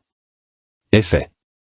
Une intensification du soleil provoque des brûlures et une chaleur extrême. L'humanité, au lieu de se repentir, blasphème encore plus contre Dieu. Cinquième coupe, ténèbres et douleurs sur le royaume de la bête, Apocalypse 16, entre 10 et 11. Le cinquième versa sa coupe sur le trône de la bête. Et son royaume devint ténébreux, et les hommes se mordaient la langue de douleur, et ils blasphémèrent le Dieu du ciel, à cause de leurs douleurs et de leurs ulcères, et ils ne se repentirent pas de leurs œuvres. Effet. Obscurité totale sur le royaume de l'Antéchrist. Des douleurs atroces, probablement liées aux ulcères de la première coupe. Les gens se mordent la langue de souffrance mais continuent à refuser Dieu. Sixième coupe, assèchement de l'Euphrate et préparation de la guerre d'Armageddon, Apocalypse 16, entre 12 et 16. Le sixième versa sa coupe sur le grand fleuve, l'Euphrate. Et son eau tarit, afin que le chemin des rois venant de l'Orient fût préparé. Effet. Le fleuve Euphrate est asséché, facilitant l'arrivée des armées de l'Antéchrist. Les esprits démoniaques rassemblent les nations pour la guerre finale d'Armageddon. Satan, l'Antéchrist et le faux prophète mobilisent les rois du monde contre Dieu. Septième coupe, tremblement de terre mondial et chute de Babylone, Apocalypse 16, 17-21. Le septième versa sa coupe dans l'air. Et il sortit du temple, du trône, une voix forte qui disait, c'en est fait. Et il y eut des éclairs, des voix, des tonnerres, et un grand tremblement de terre, tel qu'il n'y en eut jamais depuis que l'homme est sur la terre. Effet. Le plus grand tremblement de terre de l'histoire détruit les villes du monde entier. Babylone la Grande, le centre du pouvoir mondial de l'Antéchrist, est anéanti. Grêle énorme, chaque grêlon pèse près de 40 kg. Jugement final juste avant le retour de Jésus-Christ. Synthèse, la fin du règne de l'Antéchrist. Les 7 coupes détruisent progressivement et totalement le système de l'Antéchrist. Première coupe, maladies incurables sur les adorateurs de la bête. Deuxième coupe, mers et océans pollués, toute la vie marine meurt. Troisième coupe, toutes les eaux douces deviennent impropres à la consommation. Quatrième coupe, chaleur extrême brûlant les hommes. Cinquième coupe, obscurité totale sur le royaume de la bête. Sixième coupe, préparation de la bataille d'Armageddon. Septième coupe, tremblement de terre mondial, chute de Babylone, grêle massive. Conclusion, l'heure du jugement. Ces 7 coupes sont le dernier jugement de Dieu avant le retour glorieux de Jésus-Christ. Elles marquent la fin de l'Antéchrist et du système satanique. Jésus revient immédiatement après la 7e coupe pour installer son règne millénaire, Apocalypse 19, 11-21. Voici une description détaillée du retour glorieux de Jésus-Christ et de la bataille d'Armageddon, telle qu'annoncée dans l'Apocalypse. Le retour de Jésus et la bataille d'Armageddon. Apocalypse 19, 11-21. À la fin des 7 ans de tribulation, après les 7 coupes de la colère de Dieu, le monde est en ruine et l'Antéchrist a rassemblé les armées du monde entier à Armageddon. C'est alors que Jésus revient en gloire avec toutes les armées célestes pour établir son règne millénaire et détruire ses ennemis. 1. L'Antéchrist et ses armées à Armageddon, Apocalypse 16, entre 12 et 16.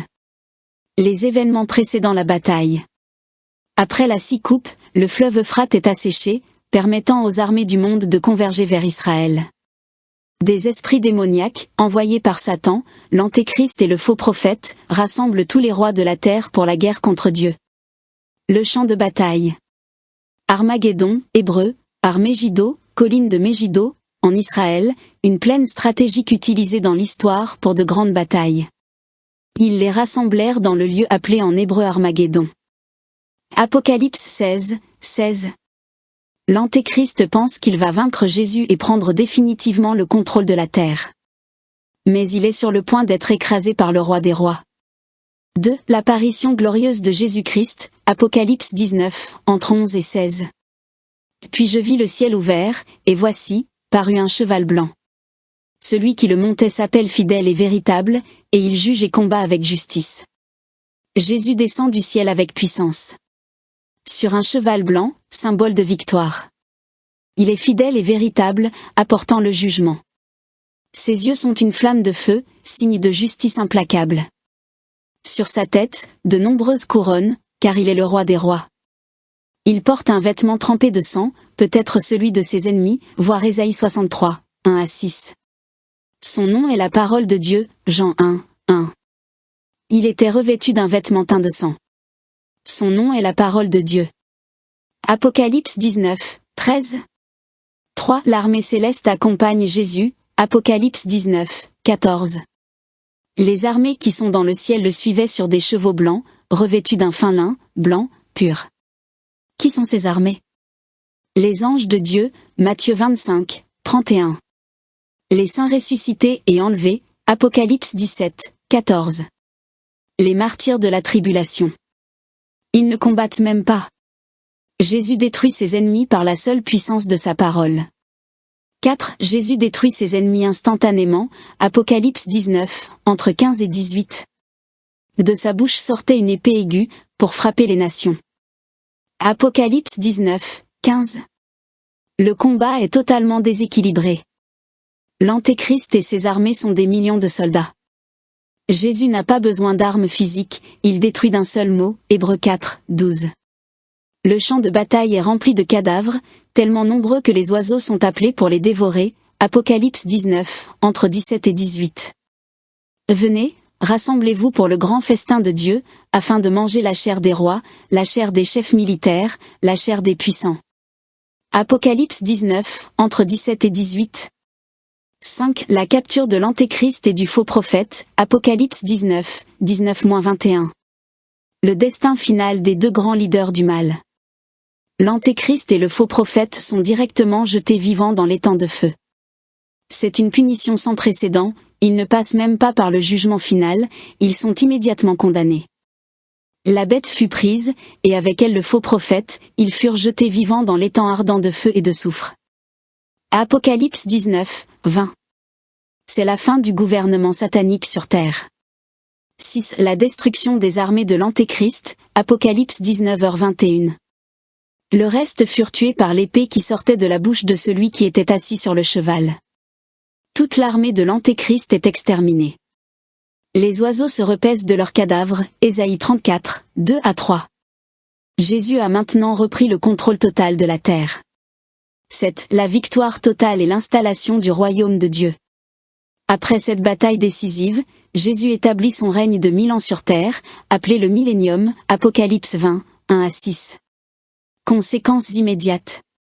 Satan est enchaîné pour 1000 ans, Apocalypse 20, 1-3. Jésus règne avec justice et paix depuis Jérusalem, Zacharie 14, 9-11. Les saints ressuscités régneront avec lui, Apocalypse 20, 4-6. Les nations survivantes reconnaissent Jésus comme roi, Ésaïe 2, 2-4. Conclusion, une victoire totale pour Christ. Le royaume du monde est remis à notre Seigneur et à son Christ, et il régnera au siècle des siècles. Apocalypse 11, 15. L'Antéchrist et le faux prophète sont détruits. Satan est enchaîné pour 1000 ans. Jésus établit son royaume sur la terre. La plus grande guerre de l'histoire s'achève en une seule parole de Christ. Voici un exposé détaillé sur le millénium, le règne de Jésus-Christ pendant 1000 ans sur la terre, et ce qui suivra après cette période. Le millénium, le règne de Christ pendant 1000 ans. Apocalypse 20, 1-6, Ésaïe 2, 2-4, Zacharie 14, 9-11. Après la bataille d'Armageddon, Jésus établit son règne millénaire sur la terre. C'est une période unique où la paix, la justice et la gloire de Dieu rempliront le monde. Heureux et saints ceux qui ont part à la première résurrection. La seconde mort n'a point de pouvoir sur eux, mais ils seront sacrificateurs de Dieu et de Christ, et ils régneront avec lui pendant 1000 ans. Apocalypse 20, 6. 1. Satan est enchaîné pour 1000 ans, Apocalypse 20, 1-3. Un ange descend du ciel avec une grande chaîne et lie Satan. Satan est jeté dans l'abîme, une prison spirituelle où il ne pourra plus séduire les nations. Le monde sera enfin libéré de son influence maléfique. Il le jeta dans l'abîme, ferma et scella l'entrée au-dessus de lui, afin qu'il ne séduisît plus les nations, jusqu'à ce que les 1000 ans soient accomplis. Apocalypse 20, 3. Pendant 1000 ans, le monde connaîtra une paix totale. 2. Jésus règne sur le monde entier, Zacharie 14, 9 à 11, Ésaïe 2, 2 à 4. Le Messie est maintenant reconnu comme le roi suprême sur la terre. Jérusalem devient la capitale mondiale du règne de Christ. Les nations viennent chercher la sagesse de Dieu à Jérusalem. Il arrivera, dans la suite des temps, que la montagne de la maison de l'Éternel sera fondée sur le sommet des montagnes, et toutes les nations y afflueront. Ésaïe 2, 2. Les gouvernements terrestres sont remplacés par un règne divin et juste. L'Éternel sera roi de toute la terre. En ce jour-là, l'Éternel sera le seul Éternel, et son nom sera le seul nom. Zacharie 14, 9. 3. Qui régnera avec Jésus? Apocalypse 20, 4 à 6, Daniel 7, 27. Les croyants fidèles qui ont été enlevés avec Christ reviennent pour régner avec lui. Les martyrs de la tribulation ressuscitent et règnent aussi avec lui. Les saints de l'Ancien Testament participent également à ce règne. Ils revinrent à la vie, et ils régnèrent avec Christ pendant 1000 ans. Apocalypse 20, 4. Le gouvernement de Christ sera composé de rois et de prêtres.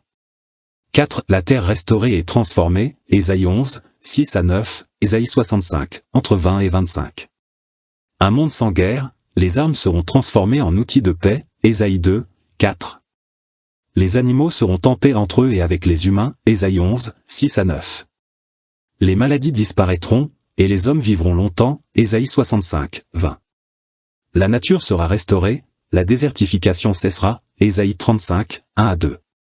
Le loup habitera avec l'agneau, la panthère se couchera avec le chevreau, et un petit enfant les conduira. Ésaïe 11, 6. 5. Les nations survivantes et la nouvelle société. Il y aura des survivants de la tribulation qui entreront dans le millénium, Zacharie 14, 16. Ils peupleront la terre et auront des enfants qui n'auront jamais connu le règne de Satan. Les nations viendront chaque année à Jérusalem pour célébrer la fête des tabernacles, Zacharie 14, entre 16 et 19. Ceux qui refuseront d'adorer Christ subiront des jugements immédiats. 6. La rébellion finale après les 1000 ans, Apocalypse 20, 7 à 10. À la fin du millénium, Satan est relâché pour un court instant. Il séduit une dernière fois les nations pour se rebeller contre Christ. Les révoltés, appelés Gog et Magog, attaquent Jérusalem. Mais Dieu envoie un feu du ciel qui les consume instantanément. Satan est enfin jeté définitivement dans l'étang de feu. Le diable, qui les séduisait, fut jeté dans l'étang de feu et de soufre. Apocalypse 20, 10. C'est la fin définitive du mal dans l'univers. 7. Le jugement du grand trône blanc, Apocalypse 20, entre 11 et 15. Tous les morts non ressuscités jusque-là sont jugés. Leurs noms ne sont pas trouvés dans le livre de vie. Ils sont jetés dans l'étang de feu, la seconde mort. Quiconque ne fut pas trouvé écrit dans le livre de vie fut jeté dans l'étang de feu. Apocalypse 20, 15. Après ce jugement, le mal est totalement éradiqué de l'univers. 8. La nouvelle terre et le nouveau ciel, Apocalypse 21 à 22. Dieu crée une nouvelle terre parfaite et un nouveau ciel. La nouvelle Jérusalem descend du ciel, une ville magnifique. Dieu habite avec les hommes, il n'y a plus de souffrance, plus de mort. L'humanité retrouve enfin le plan originel de Dieu, un paradis éternel. Voici, le tabernacle de Dieu est avec les hommes. Il essuiera toute larme de leurs yeux, et la mort ne sera plus. Apocalypse 21, 3 à 4.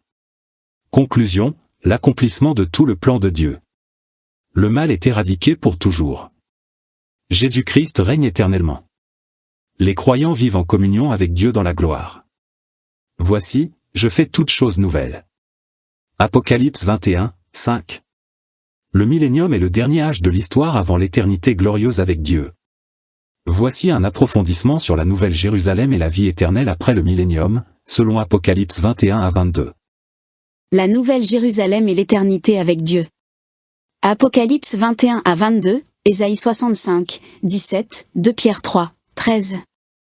Après le jugement du grand trône blanc, où les incroyants sont définitivement séparés de Dieu, une nouvelle ère commence, l'ancienne terre et les cieux disparaissent, et Dieu crée une nouvelle terre et de nouveaux cieux, parfaits et éternels. Puis je vis un nouveau ciel et une nouvelle terre, car le premier ciel et la première terre avaient disparu. Apocalypse 21, 1. La nouvelle Jérusalem, la cité céleste de Dieu, descend sur cette nouvelle terre.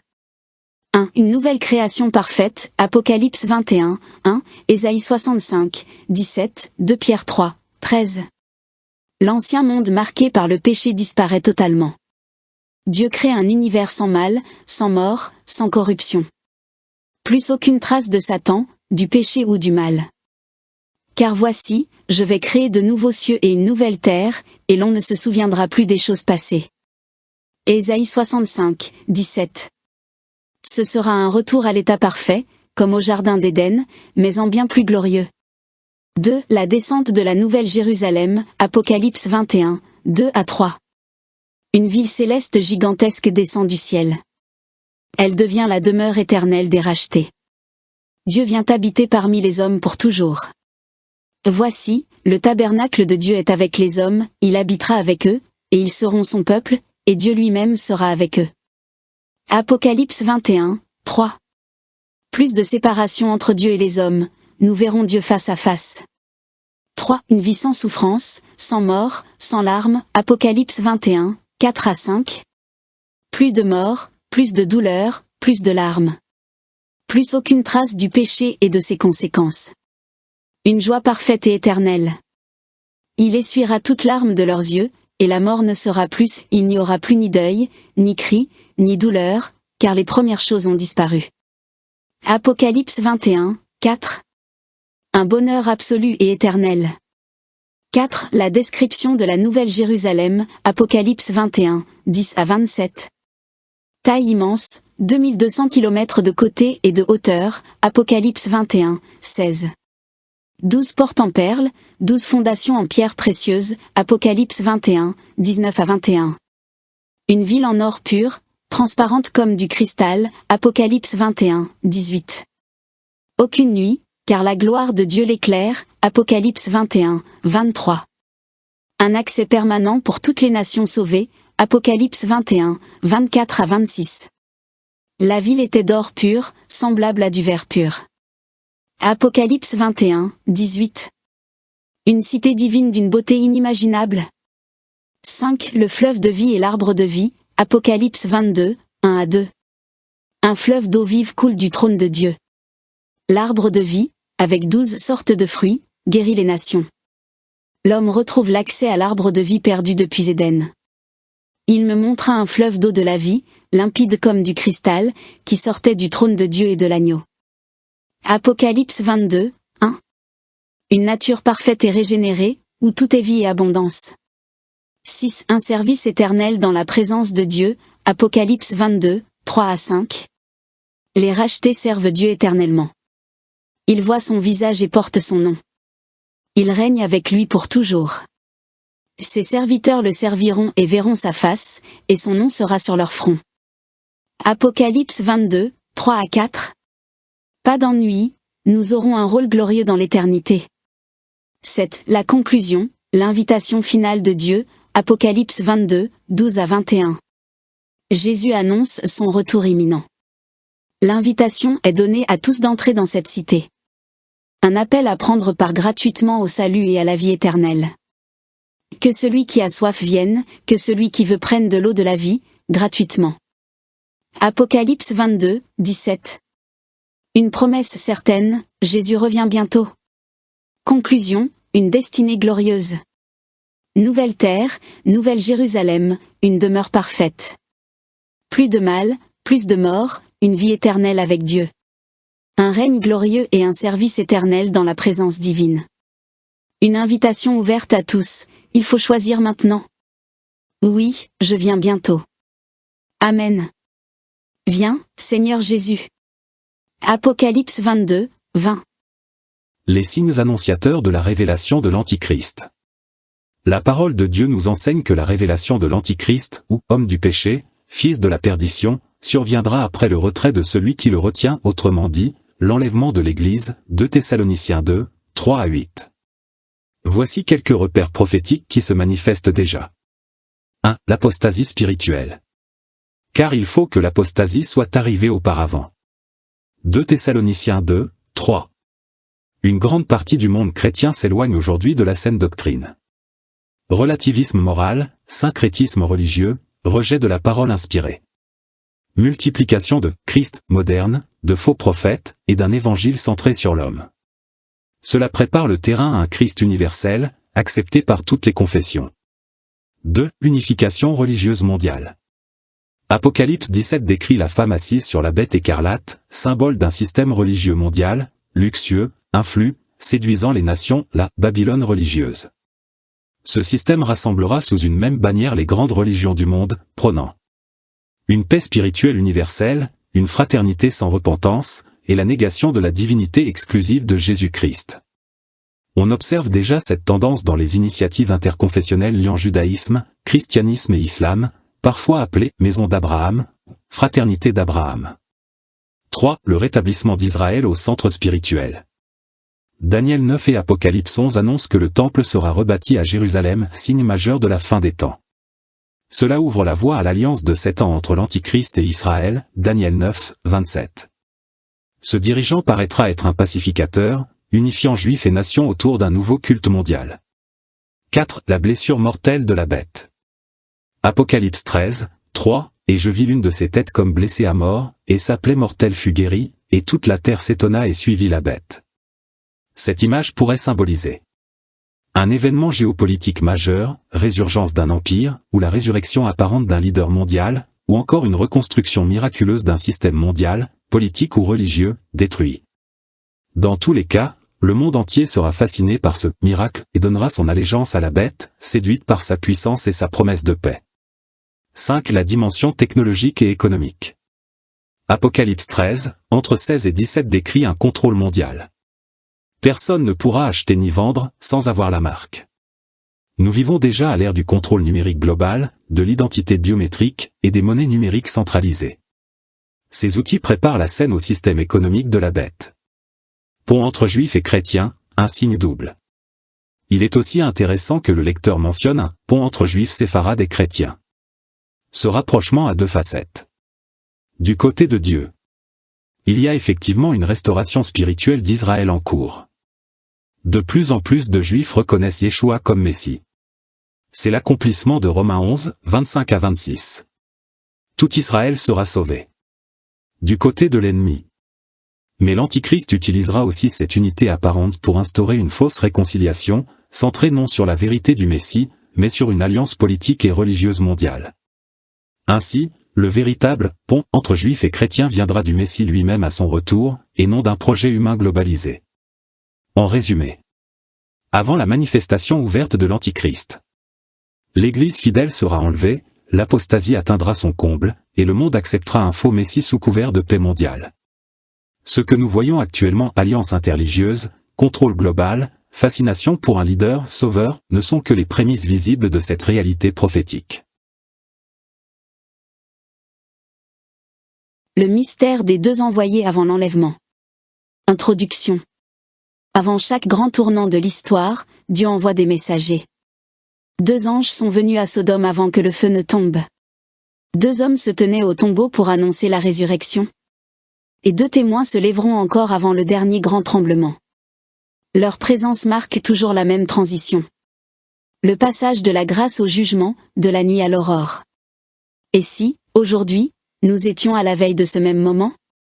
Si ces 2 envoyés annonçaient, une fois encore, l'enlèvement imminent des justes? Notre génération est devenue pire que Sodome et Gomorrhe. Comme à cette époque, la corruption morale, la perversion spirituelle et la rébellion contre Dieu sont montées jusqu'au ciel. Mais de même que le Seigneur a envoyé 2 anges pour faire sortir l'eau avant de détruire la ville, il se prépare à nous faire sortir, nous aussi, avant que ne s'abatte son jugement. Les hommes de Sodome voulaient forcer la porte de la maison de l'eau pour atteindre les 2 anges. Aujourd'hui encore, cette image résonne, le mal cherche à entrer dans nos foyers, à franchir le seuil de nos maisons, à s'imposer par la séduction et la normalisation du péché. Et curieusement, cette scène nous rappelle quelque chose. Halloween, cette fête où des enfants déguisés frappent à nos portes, réclamant des friandises, est devenue pour beaucoup un jeu inoffensif.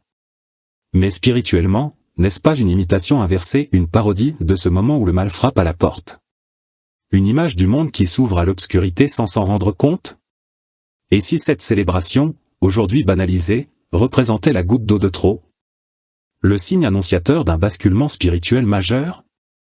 Et si, comme l'eau avant le feu sur Sodome, le Seigneur s'apprêtait à faire sortir les siens, par l'enlèvement, avant que ne commence le grand jugement? Le lien entre les deux anges de Genèse 19 et les deux témoins d'Apocalypse 11 révèle effectivement un parallèle prophétique puissant, particulièrement en lien avec le temps de l'enlèvement et le jugement qui s'ensuit. Voici une analyse structurée et spirituellement éclairée. 1. Les deux anges, instruments de délivrance et de jugement.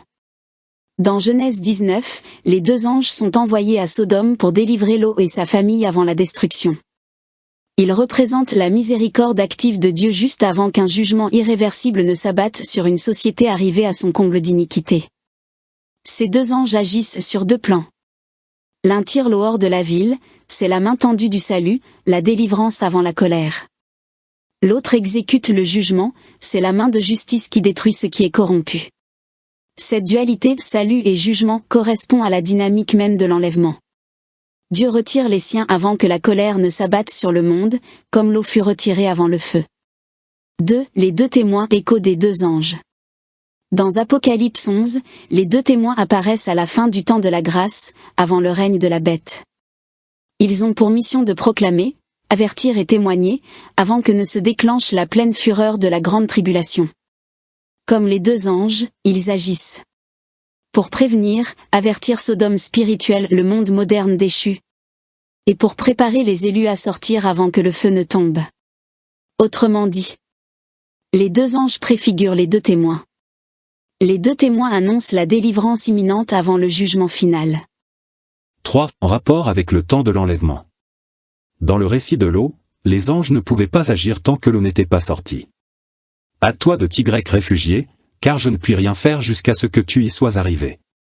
Genèse 19h22. Cela symbolise un principe spirituel. Dieu ne verse pas sa colère tant que les siens, l'Église fidèle, comparée à l'eau, ne sont pas retirés. C'est exactement le scénario de l'enlèvement. Les anges viennent préparer et protéger les justes.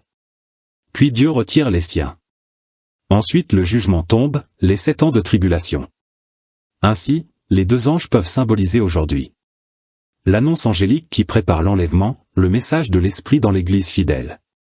La puissance de Dieu qui retire son peuple avant le feu. Ils sont, en quelque sorte, les messagers de transition entre la grâce et la justice, entre le temps de l'Église et celui des jugements. 4. En conclusion. Les deux anges de Genèse 19 et les deux témoins d'Apocalypse 11 encadrent le même schéma divin. Avertissement. Dieu envoie ses messagers. Retrait des justes. Dieu retire les siens. Jugement. Le feu descend. Nous sommes précisément à cette jonction prophétique. Les messages se multiplient, les signes célestes se manifestent, et comme les anges devant l'eau, le ciel murmure à l'épouse. Lève-toi, sors de ce monde, car le temps est venu. Deux anges. Il existe plusieurs passages où l'on retrouve le même principe spirituel et prophétique que celui des deux anges de Genèse 19, c'est-à-dire deux envoyés célestes apparaissant juste avant un événement de délivrance majeure, ou avant un jugement. Et chacun de ces récits, lorsqu'on les compare, éclaire d'un angle différent le mystère du temps de l'enlèvement. Voici les similitudes les plus significatives. 1. Les deux anges à Sodome, Genèse 19. Mission, sauver Lot avant la destruction. Moment, juste avant que le feu tombe du ciel. Message, hâte-toi de sortir, car nous ne pouvons rien faire tant que tu es encore ici. Symbolise l'enlèvement des justes avant la colère, l'extraction spirituelle avant le jugement. 2. Les deux hommes en vêtements resplendissants au tombeau, Luc 24h4 Jean 20h12. Deux hommes en vêtements resplendissants se tinrent devant elle. Contexte, juste avant l'annonce de la résurrection de Christ, la victoire sur la mort. Ces deux anges annoncent le passage d'un âge à un autre, celui de la mort à celui de la vie, de la croix à la résurrection. Dans la symbolique prophétique, cela correspond à ce que vivra l'Église lors de l'enlèvement. Les morts en Christ ressusciteront d'abord, puis nous les vivants, nous serons enlevés ensemble avec eux. 1 Thessaloniciens 4, 16-17. Ainsi, comme les deux anges au tombeau, deux témoins célestes sont présents au moment du changement d'état. Jésus passe de la mort à la vie. L'Église passera de la terre à la gloire. 3. Les deux hommes vêtus de blanc lors de l'ascension, Actes 1, 10-11. Et comme ils fixaient le ciel pendant qu'ils s'en allaient, voici deux hommes vêtus de blanc se présentèrent à eux, et dirent: Hommes de Galilée, pourquoi regardez-vous au ciel? Ce Jésus qui a été enlevé au ciel du milieu de vous, reviendra de la même manière. Ces deux hommes, encore des anges, apparaissent juste après l'enlèvement de Jésus et annoncent qu'il reviendra de la même manière. Le parallèle est saisissant. Dans Genèse 19, les deux anges annoncent la sortie avant le feu. Dans Actes 1, deux anges annoncent le retour du Seigneur après son enlèvement. Dans les deux cas, ils marquent la frontière entre deux temps, le départ et la révélation. 4. Les deux hommes en Élie et Moïse, Apocalypse 11. Ils apparaissent à Jérusalem, avant le jugement final, et témoignent avec puissance pendant 1260 jours. Ils accomplissent les mêmes œuvres que Moïse, plaie et feu, et Élie, fermeture du ciel. Ils sont comme les reflets terrestres des deux anges célestes de Genèse 19. Envoyés avant le jugement, portant à la fois la miséricorde et la justice. 5. Lecture prophétique d'ensemble. Ces « paires d'anges » sont des signatures divines à chaque seuil majeur. Événement biblique. Présence de deux anges. Transition opérée. Sodome, Genèse 19. Délivrance avant la destruction. Du monde corrompu à la justice. Tombeau, Luc 24. Résurrection de Jésus. De la mort à la vie. Ascension, Acte 1. Annonce du retour. Du visible à l'invisible. Deux témoins, Apocalypse 11. Témoignage avant le jugement. De la grâce au règne. Chaque fois que deux messagers apparaissent, Dieu est sur le point de retirer les siens. Fermer une ère. Libérer un jugement. C'est une constante divine.